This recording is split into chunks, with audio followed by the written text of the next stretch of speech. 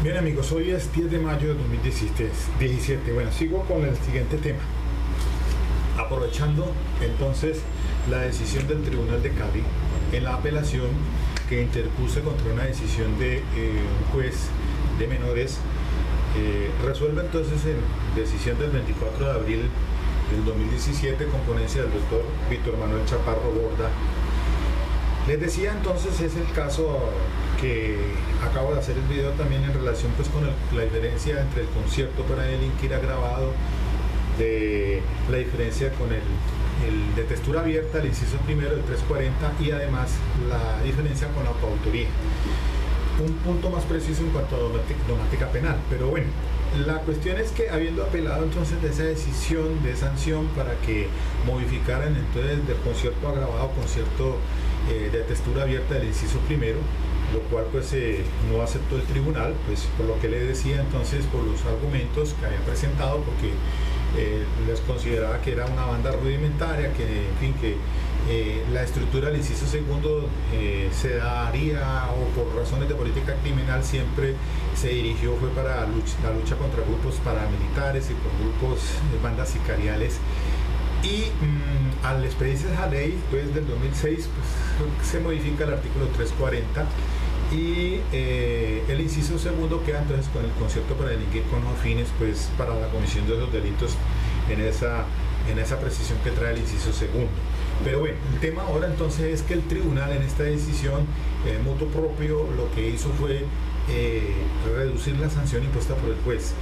Las consideraciones, entonces ya entrando en un tema tan importante que es el de las sanciones para los menores, algo en lo cual trabajo como defensor público. Les voy a dar unos ítems. Si usted tiene un caso atendiendo a un adolescente, un menor de edad, en la jurisdicción pues, de la ley 1098, pues entonces tenga en cuenta lo siguiente. El tema básicamente es el de sustituir la privación de la libertad por una libertad vigilada o por una en establecimiento semicerrado. ¿Cuándo suele pasar eso y cuándo se puede hacer eso? Es lo siguiente.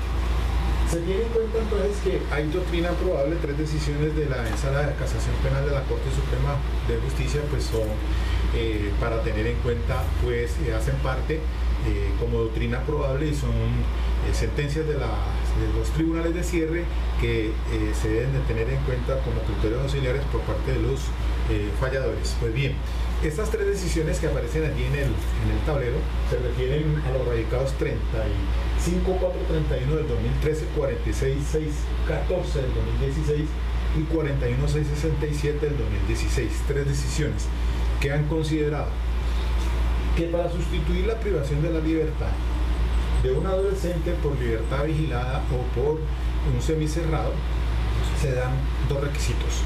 Primero que todo, que esté cumpliendo entonces esa detención preventiva en un centro especializado o también puede ser domiciliaria. Y segundo, que el informe que rinde el defensor de familia el informe psicosocial pues sea bueno, es decir, que sea favorable al menor. Esos son los 2 requisitos, porque resulta que el artículo 187 de la ley 1098 en el inciso final dice que el juez, al tomar la decisión o de sancionar, en un caso que por ejemplo acepte los cargos del menor, que es la única modalidad que se da acá en la jurisdicción especial, toda vez que acá no hay preacuerdos, sino solamente aceptación del cargo. Eso teniendo en cuenta los criterios señalados en el artículo 179 de la ley 1098, para sancionarlos se tendrán presentes. Así lo dice, por ejemplo, básicamente el artículo 179, que los criterios para fijar la sanción, pues entonces la aceptación de los cargos por el adolescente, entre otras cosas que vamos a ver ahora. Aceptados los cargos entonces el menor por un delito en el que sea procedente entonces para sustituir la privación de su libertad por otro mecanismo alternativo señalado en el artículo 177, porque son varios. Aclaro lo siguiente, el 177 señala que son varias las sanciones a imponer, ¿no? La amonestación, imposición de reglas de conducta, prestación de servicios a la comunidad, libertad asistida, la internación en semicerrado o la privación de la libertad en centro de atención especializada. Normalmente entonces uno va a audiencia de garantías pues concentradas, entonces legalización de captura, imposición de formulación de imputación y la imposición de la medida en centro especializado para delitos que sea procedente entonces la privación de la libertad. Tenga en cuenta también que el 187 señala entonces en el inciso primero lo siguiente, dice: la privación de la libertad en centro de atención especializada se aplicará a los adolescentes mayores de 16 y menores de 18 que sean hallados responsables de la comisión de delitos cuya pena mínima establecida en el código sea o exceda de 6 años de prisión. Le digo lo siguiente, entonces cuando se va a solicitar, cuando el fiscal solicita una medida de internamiento es porque el muchacho tiene entre 16 y 18 años. Además el delito tiene una sanción igual a que sea o exceda de los 6 años. Un porte de armas, por ejemplo. Un porte de armas da lugar entonces a la privación de la libertad. Siempre y cuando se reúnan los requisitos, los mismos a que alude entonces la ley 1098 para la imposición de la medida, de los de la misma ley 906. Entonces si hay probable comparecencia al juicio, si no va a aludir la acción de la justicia, si no va a entorpecer, y el peligro. Recuerden, por ahí hemos visto un video en el que se hablaba del peligro para la sociedad, ¿no? Entonces esos requisitos del 310 de la ley 906 pues, lo mismo aplican acá para la ley 1098.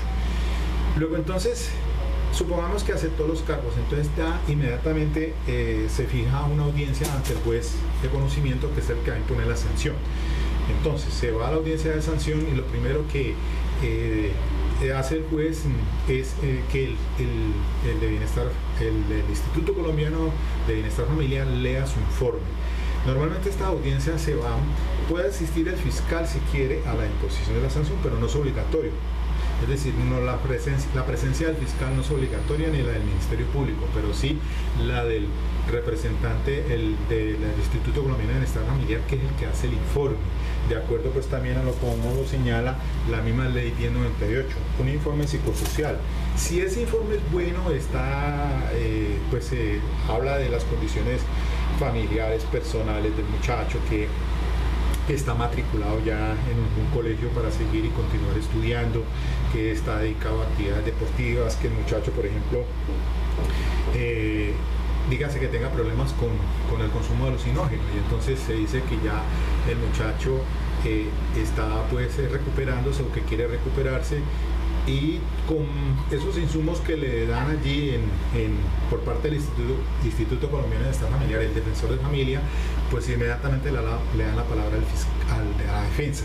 La defensa, pues con base en ese informe, entonces lo que solemos pedir en esas audiencias es decirle, bueno, si bien es cierto, por ejemplo, por ese delito se da para que se quede privado de la libertad, porque obviamente se cumplen los requisitos objetivos y subjetivos, es decir, tiene 16 años y es un delito también que va a más de 6 años, entonces daría lugar a las sanciones, a la imposición de privación de la libertad.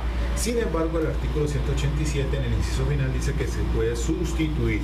Dice el 187 lo siguiente: se podrá sustituir entonces, ¿no? Cuando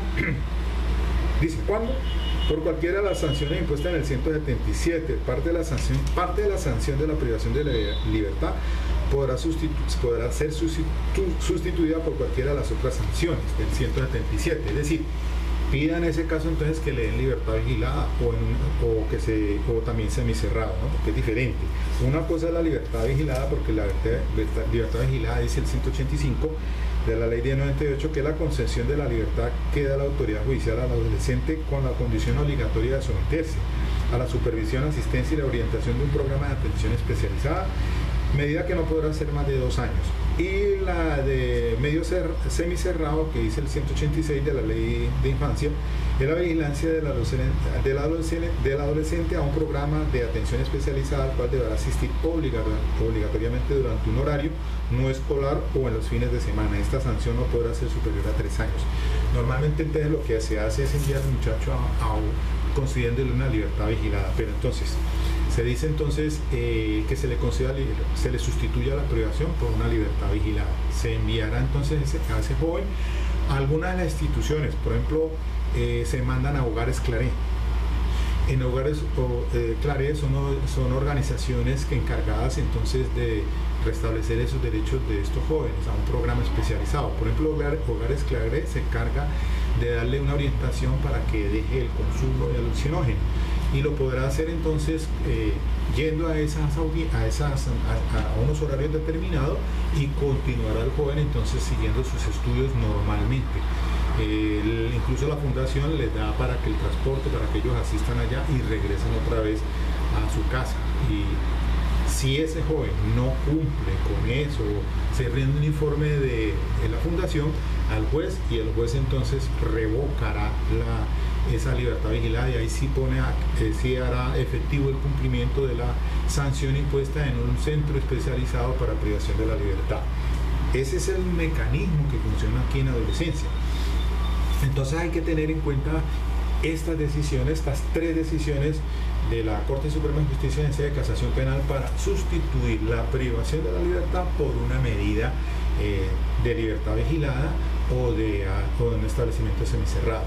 Recuerden que de todas maneras en la cuestión de infancia y adolescencia nos rigen unos tratados internacionales, como son las reglas de Beijing, las de Tokio, de La Habana, y lo que se busca realmente es que el muchacho no se prive excepcionalmente. Debe ser el delito muy grave realmente. El joven necesitará entonces su privación de la libertad solamente en casos donde en extremo sea la última ratio, sea la detención de ese joven. Y eso porque no cumple con unos requisitos que los fija el mismo defensor de familia. Recordemos que estas reglas de los tratados de Beijing, por lo menos la regla del 17.1a que aparece allá, está contemplada en el artículo 179. Mire que el 179 de la Ley de Infancia, o la Ley 1098, dice como criterios para definir las sanciones lo siguiente.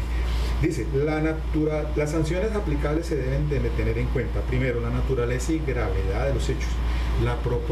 Segundo, la proporcionalidad e idoneidad de la sanción atendida a las circunstancias y gravedad de los hechos, las circunstancias y las necesidades del adolescente y las necesidades de la sociedad. Tercero, la edad del adolescente. Cuarto, la aceptación de cargos por el adolescente. Quinto, el incumplimiento de los compromisos adquiridos con el juez. El incumplimiento de las sanciones. Bueno, allí téngase presente entonces que los adolescentes que incumplan cualquiera de las sanciones previstas terminarán el tiempo de sanción en internamiento.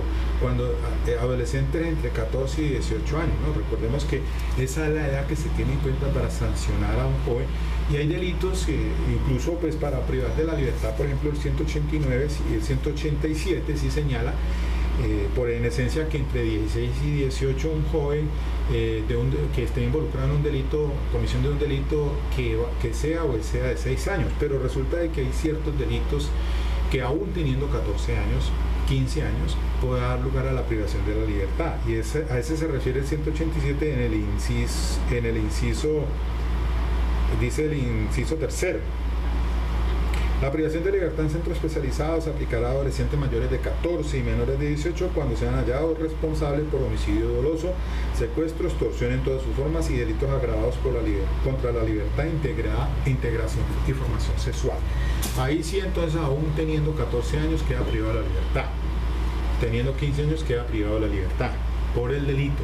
Pero recuerde que en esencia o por lo general, si el joven tiene entre 16 y 18 años y el delito sea de 6 años, sí da la privación de la libertad. Pero si cogen a un joven con porte de armas, por ejemplo, de 14 años o de 15 años, no puede quedar privado de la libertad, porque obviamente ese no está dentro del inciso tercero, a que alude pues a esa clase de delitos. Si bien queda dentro del inciso primero, es decir, si no tiene 16 años no puede quedar detenido, 15 y 14 no, aún siendo el delito entonces sea igual o más de 6 años. Pero si es un homicidio, sí. Si es un secuestro, sí. Si es extorsión, sí. Si es un delito de carácter sexual, también. Bueno, por último, entonces, recordemos que exactamente las reglas de Beijing, de Tokio y de La Habana, pues obviamente inciden en estos asuntos. Y de allí es que entonces el Tribunal de Cali yo no había solicitado, sino era que quedara en exento, que se modificara el concierto agravado por el concierto de textura abierta, o sea, del inciso primero del 340. Además de eso, pues obviamente eran coautores de un delito de homicidio agravado y desplazamiento forzado.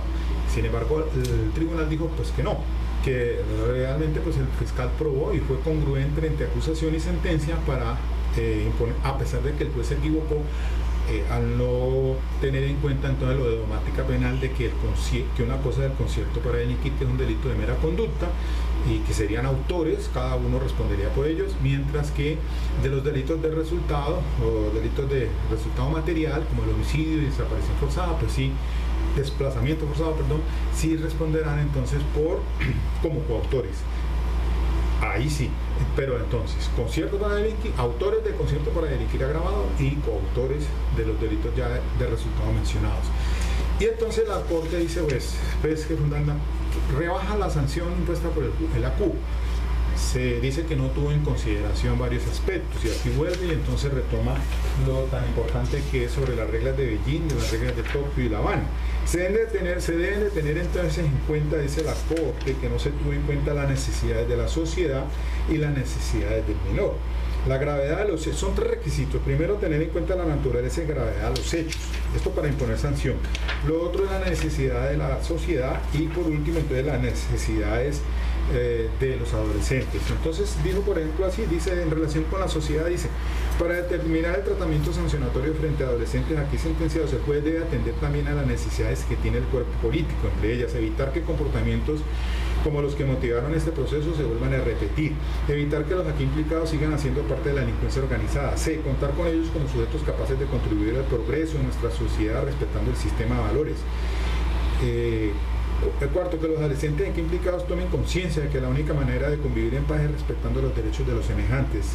Y quinto, dejar en los aquí infractores y en todos los demás el mensaje claro de que la observancia de conductas que socavan de manera profunda los bienes jurídicos del individuo o de la sociedad acarrean consecuencias drásticas. Pero también se deben de tener en cuenta las circunstancias o las necesidades de los infractores. Dice así, por ejemplo, que hay que tener en cuenta que indirectamente tuvo que ver pues el Estado porque no tiene políticas públicas de prevención y la misma sociedad que no ejerce ningún control sobre los adolescentes y la familia que no ha cumplido con el deber de formarlos en valores. Por el contrario, las respectivas familias adoptaron frente al evidente proceder delictivo de ellos una actitud complaciente y un proceder encubridor, según lo dejó claro fulano de tal. Por lo tanto, entonces el Estado, sociedad y familia deben asumir parte de la responsabilidad, admitiendo que el castigo para los aquí implicados tiene que ser menos drástico o más considerado, atendiendo a que se trata de seres humanos en formación que pueden cambiar para bien de la sociedad. Entonces, que nada de eso aludió el juez y entonces considera el mutuo propio pues, por parte del tribunal reducir la sanción. El uno estaba sancionado a 6 años y se queda en 5, los otros estaban 4 años y quedan en 3 años. Entonces eso habrá de tenerse en cuenta teniendo pues claridad sobre lo que los tratados internacionales como las reglas de Beijing, desde Tokio y de La Habana han estimado entonces para el procesamiento de los jóvenes delincuentes. Eso es lo que sucede realmente en este momento en la legislación de la 1098. Quería transmitirles esta idea a ustedes para que la tengan en cuenta entonces, que son de mucha utilidad.